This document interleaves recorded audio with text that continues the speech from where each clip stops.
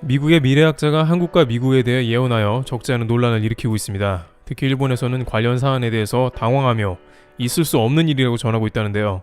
국내 네티즌들은 21세기 노스트라다무스라고 불리우는 조지 프리드먼이 전한 한국에 대한 예언을 공유했는데요. 조지 프리드먼은 미국 코넬 대학교의 정치학 박사이며 미국 군사 정치 분야를 주로 분석하는 석학입니다. 그는 미래 국가에 관한 100년 후와 같은 책을 집필했고 한국의 IMF 등을 정확하게 예측하기도 했습니다. 그는 동북아시아의 한중일 3국에 대한 국가 운명을 예측했습니다. 각 국가의 내용을 간단하게 살펴보기로 하고 그 가운데 그가 밝히는 한국과 미국을 엮어서 예측하는 미래와 일본이 당황하는 이유도 살펴보겠습니다.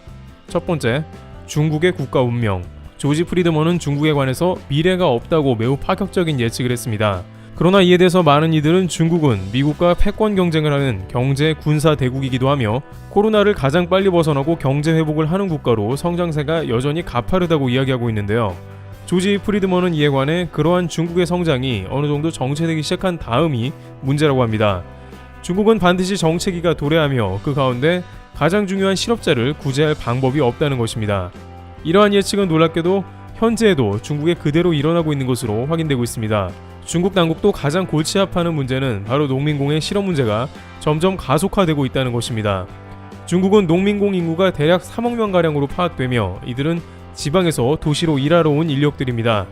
중국은 이들의 저렴한 임금으로 인해 전 세계의 공장으로 발돋움할 수 있었고 이들의 생존은 실제 매우 중요합니다. 그런데 농민공은 점점 설 자리를 잃고 있습니다. 올해는 코로나로 인해서 많은 기업이 폐업한 것도 원인이지만 미중 패권 경쟁으로 인해 많은 기업들은 중국을 떠나려 합니다. 중국 지방정부는 해외 자본의 투자가 매우 중요한데요. 한국의 삼성전자나 LG전자가 중국에 큰 공장을 짓고 인력을 고용해달라고 간곡히 부탁한 이유이기도 합니다.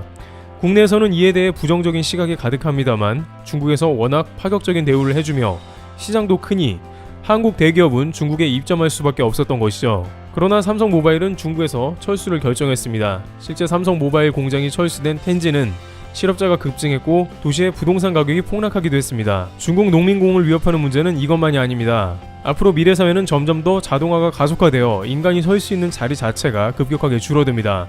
아이폰을 생산하는 폭스콘의 중국 라인은 자동화로 로봇이 인간을 40% 이상 대체하는 변화가 생겼습니다. 이로 인해서만 수십만 명의 실업자가 생겼는데 이러한 미래 산업은 중국 농민공 실업을 훨씬 가속화합니다. 이 가운데 실업률을 해결하기 위해 지방정부를 비롯한 은행들은 계속해서 부실 대출을 이어가기 시작합니다. 중국의 그림자 금융은 현재에도 1경 4천조 원 규모이고 이로 인해 금융 시스템 붕괴의 가능성도 크다는 것이죠. 프리드먼은 중국은 일본과는 다르게 성장을 늦추는 구조가 불가능하며 농민공에 의한 사회 혼란으로 인해서 중국의 체제가 무너질 수밖에 없다고 경고하고 있습니다. 두 번째, 일본의 국가 운명. 일본은 한국 전쟁으로 인한 특수로 인해 기회를 잡았고 경제를 급격하게 성장시킨 바 있습니다. 따라서 오랜 기간 저성장의 늪에 빠져 있었음에도 그간 벌어놓은 자본을 해외에 투자해 버틸 수가 있었습니다. 일본의 대외 순자산은 2019년에 3,700조 원으로 전 세계 1위에 해당하는 수치를 보이고 있습니다. 그러나 일본 정부는 일본 내 경기 침체를 막을 방법이 없어 돈을 찍어내며 빚을 가속화하고 있습니다. 일본 은행은 찍어낸 돈으로 일본의 ETF 주식을 사들이며 일본 주가를 간신히 떠받치고 있는 모습이기도 합니다. 이렇게 일본 정부와 일본 은행이 막 빚을 내는 이유 중 하나는 앞서 말한 바 있는 해외 자산이나 투자금으로 인해 여전히 일본의 경상수지가 계속해서 흑자를 내는 것도 무리한 빚을 내는 원인 중에 하나라고 제시됩니다. 그러나 프리드먼은 내부적으로 성장 동력을 잃게 되며 이러한 것을 해결하기 위해 군사력을 키울 것으로 봤습니다. 자신들이 해외를 침탈한 뒤에 한국전쟁으로 인해서 특수를 경험했듯이 한국의 통일을 막는 것과 동시에 해군력을 키워 기회를 찾는다고 예측하기도 했습니다. 실제 일본은 올해 국방비를 최고로 집행했습니다. 하지만 한국도 마찬가지로 올해 역대 최고로 국방비를 편성하며 주변국 도발에 대한 만반의 준비를 하고 있는 상황입니다. 하지만 일본은 오랜 기간 대륙과 연결될 구실을 찾고 있으며 천연자원이 없어 계속 해상으로 나온다고 봤습니다. 예를 들어 일본은 한국에 지속적으로 일본과 함께 해저 터널을 연결해야 한다고 주장하고 있습니다.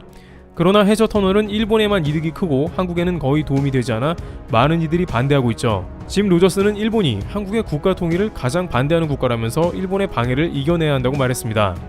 또한 일본은 20년 뒤에 젊은 층들이 지금 국가 정부의 빚을 대신 갚기 위해 일해야 하며 사회는 혼란에 빠질 것이고 내가 만약 10대라면 당장 일본을 떠날 것이라고 경고했습니다. 세 번째, 한국의 국가 운명.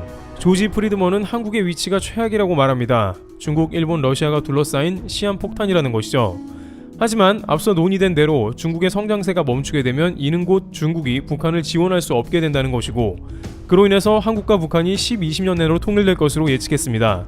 그때쯤이면 한국 통일을 반대할 나라가 없고, 한국은 북한의 자원, 값싼 노동력 등을 한국의 기술과 자본이 결합해 상상할 수 없는 시너지 효과를 낼 수 있다고 말합니다. 그런데 여기서 일본이 한 가지 거슬려 하는 대목이 있는데, 바로 한국과 미국이 강력한 동맹이 된다는 점입니다. 일본은 지금도 자신들이 미국과 최우방 국가라 주장하며, 극우 세력은 미국은 공산화되는 한국을 경계한다고 합니다. 그러나 미국은 한국과 함께 북한의 투자 기회를 물색하고 미국의 경제 성장의 주요한 통로로 활용하는 동시에 중국이나 러시아 국경을 맞닿게 되므로 한국의 가장 강력한 군사 동맹 라인을 구축하게 된다는 것입니다. 일본에서는 막상 자신들이 들어갈 위치에 한국이 미국과 막강한 동맹을 맺는다는 이러한 예측에 대해 친중 국가인 한국을 미국이 받아들일 리가 없다는 궤변으로 일관하는 반응이 나오고 있습니다. 실제 일본 외교부는 한국을 G7에 못 들어오게 하려고 하면서 똑같은 친중 한국이라는 논리를 미국에 전달했습니다. 그러나 이 중에 현재에도 실제로 일어나고 있는 부분은 미국의 주요 기업이 한국과 손을 잡기 원하는 모습이 나타나는 것입니다. 이미 경제계에서는 미국은 한국을 가장 강력한 동맹으로 보고 있다는 상황이 펼쳐지고 있다는데요. 현재 전세계 증권시장에서 가장 뜨겁게 불타오르는 국가는 한국과 미국으로 얘기되고 있습니다. 유동성만으로는 설명할 수가 없다는데요. 유럽은 돈을 풀었다고 증시가 좋은 것은 아닙니다. 한국과 미국이 그럴 만한 이유가 있다는 것입니다. 미국은 미래를 선도하는 기업이 대거 포함되어 있고, 한국은 그러한 기술을 구현할 제조업을 가졌다는 것입니다. 그러한 미래 성장의 가능성과 유동성이 맞물려 한미 증시가 동시에 화랑이라는 의견이 제기됩니다. 애플카와 관련된 전기차 이슈만 해도 한국에서는 협력업체로 LG전자가 떠오르기도 했고, 최근엔 현대차가 거론됩니다.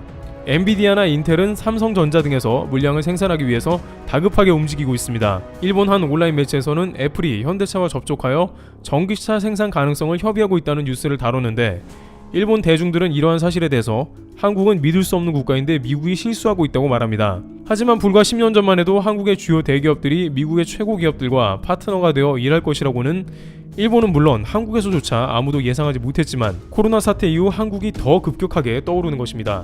이에 관해 비슷한 얘기를 전개해온 세계 3대 투자가라는 짐 로저스는 한국은 향후 20년 내에 가장 흥미로운 국가가 될 것으로 예측하기도 했습니다. 물론 이러한 전문가들의 예측은 대부분 한반도가 평화적인 통일이 와야 가능하다는 것입니다. 많은 이들은 북한과 평화적인 통일은 너무 많은 요소로 인해 부정적이라고 평가하고 있습니다. 그러나 현재 코로나 사태를 아무도 예측 못했듯이 앞으로 통일도 순식간에 일어날 수 있는 것입니다. 또한 현 시점에서 포스트 코로나 시대를 맞아 경제 부분에서는 이미 한국이 두각을 드러내며 기대를 갖게 하고 있습니다. 이와 같이 현재 미래를 예측하는 각 분야의 전문가들은 대한민국의 미래를 긍정적으로 해석하는 모습입니다. 트래블튜브 여기서 마치겠습니다. 감사합니다.